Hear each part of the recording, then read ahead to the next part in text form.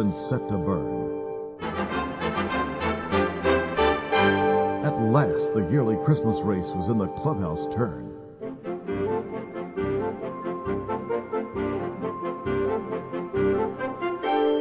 The cards were in the mail, all the gifts beneath the tree, and 30 days reprieve till Visa could catch up with me.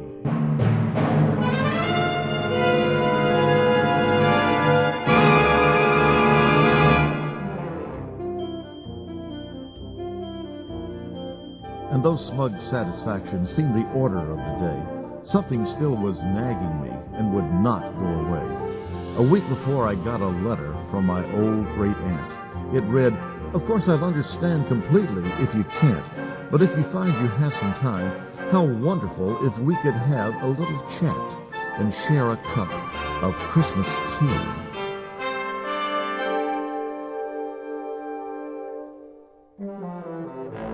She'd had a mild stroke that year, which crippled her left side.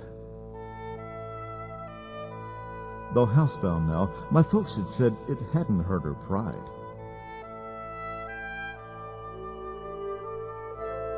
They said she'd love to see you. What a nice thing it would be for you to go and maybe have a cup of Christmas tea.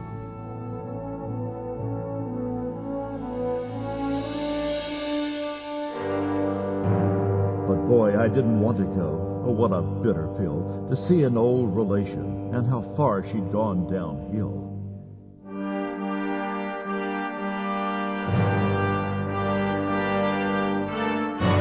I remembered her as vigorous, as funny, and as bright.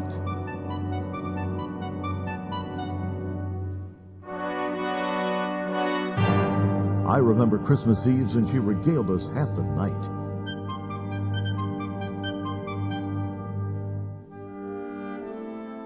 I didn't want to risk all that. I didn't want the pain. I didn't need to be depressed. I didn't need the strain. And what about my brother? Why not him? She's his aunt, too. I thought I had it justified, but then before I knew, the reasons not to go I so painstakingly had built were cracking wide and crumbling in an acid rain of guilt.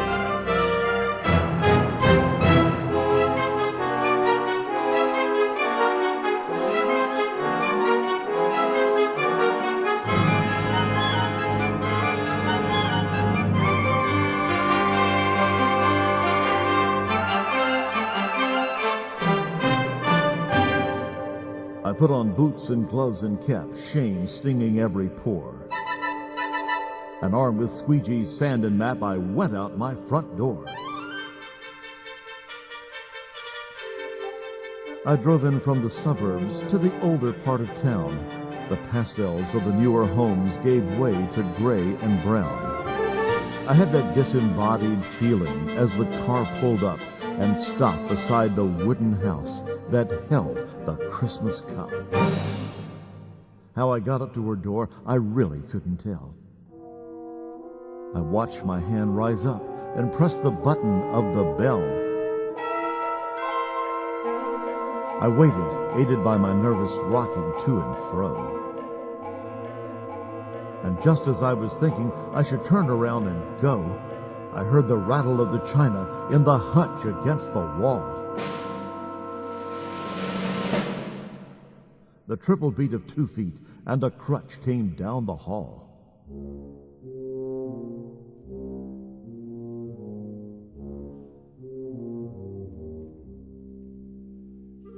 The clicking of the door latch and the sliding of the bolt. And a little swollen struggle popped it open with a jolt.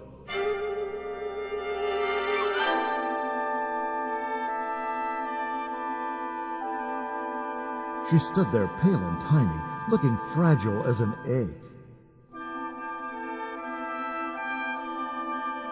I forced myself from staring at the brace that held her leg. And though her thick bifocals seemed to crack and spread her eyes, their milky and refracted depths lit up with young surprise. Come in, she laughed the words. She took me by the hand, and all my fears dissolved away as if by her command. We went inside, and then before I knew how to react, before my eyes and ears and nose, was Christmas past, alive, intact.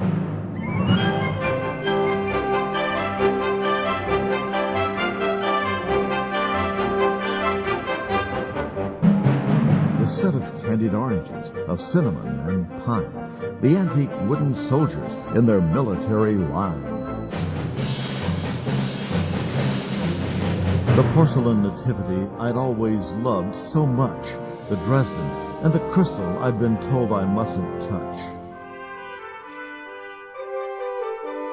My spirit fairly bolted like a child out of class and danced among the ornaments of calico and glass.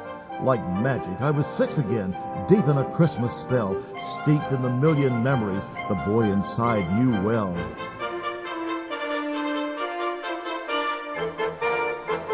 And here among old Christmas cards so lovingly displayed, a special place of honor for the ones we kids had made. And there beside her rocking chair, the center of it all, my great-aunt stood and said how nice it was I'd come to call.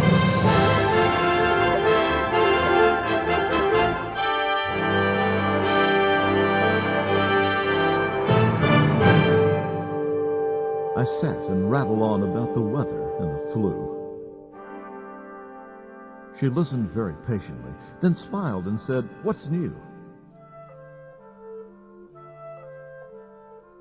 Thoughts and words began to flow. I started making sense. I lost the phony breeziness I use when I get tense. She was still passionately interested in everything I did. She was positive, encouraging, like when I was a kid.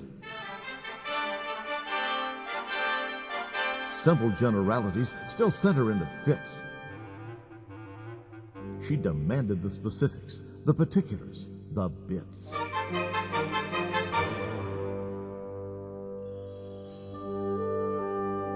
We talked about the limitations that she'd had to face. She spoke with utter candor and with humor and good grace. Then defying the reality of crutch and straightened knee, on wings of hospitality, she flew to brew the tea.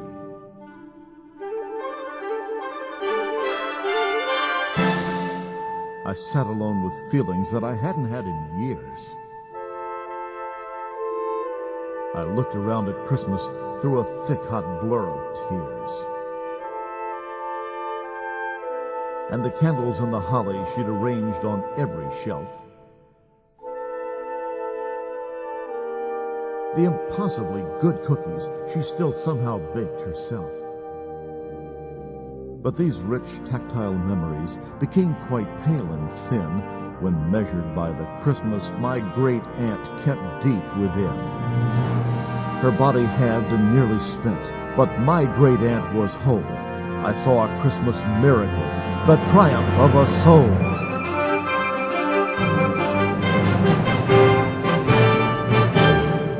The triple beat of 2 feet and a crutch came down the hall.